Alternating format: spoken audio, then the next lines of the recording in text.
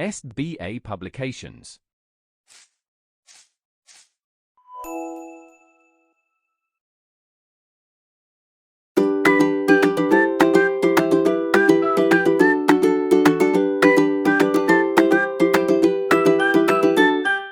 Hello dear students, how are you all? I hope that you are very excited as today we are going to move towards the last chapter of our book. It is chapter number 18 and its name is The Beautiful Creation. It's like a poem, so let's get started. I moved off I moved out of my bed to the window with an empty mind to watch the rising sun.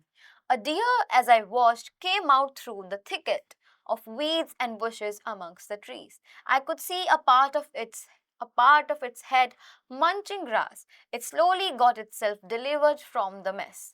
Struggling hard with its hind legs, it climbed down the little slope to my courtyard. So now there is a poet who is telling that he wake up in the morning and he went to the window with an empty mind. He is not thinking about anything. Why did he go towards his window? To watch the sun rise. And suddenly he sees a deer munching grass and he watches him move towards his courtyard.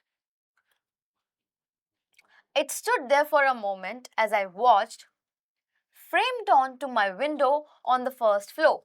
And the deer stood there, unaware of my presence, ate the grass undisturbed for some time. Shaking its apology off a tail and moved forward, I could see it raise its head often enough to survey the field around, alert and watchful.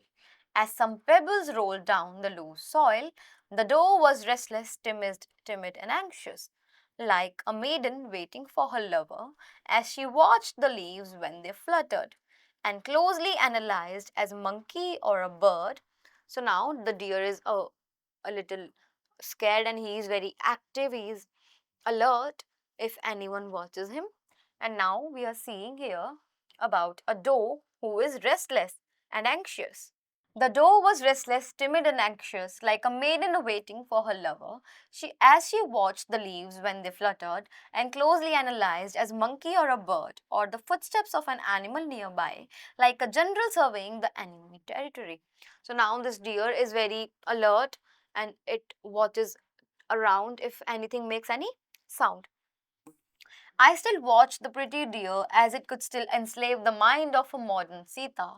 Suddenly it jerked all over, it ran away.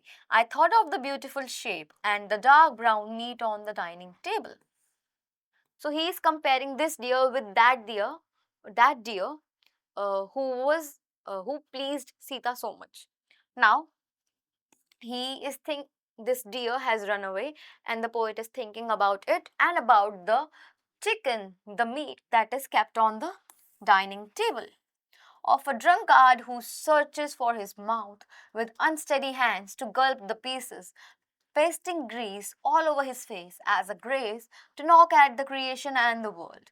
Around in his unending dance of annihilation, the restless beauty with tragedy inscribed deep often disturbs the peace of my mind in unprofitably nondescript moments. So now he is just talking about how nature is, its pros, which are all its beauty, and its cons as well, its vices as well. Now let us read the vocab first. Annihilation means complete destruction. Apology of a tale means too short a tale. Delivered is saved. Enslave is create a magical attraction. Fluttered means flapped quickly without flying. Nondescript is of no particular character, not easily described. Restless is unable to stay still. And thicket is a number of shrubs, bushes growing together. So that's it for now. We are done with our chapter. This exercise you have to do by yourself. I hope you enjoyed the book and you learned a lot from it. So take care of yourselves. Bye bye.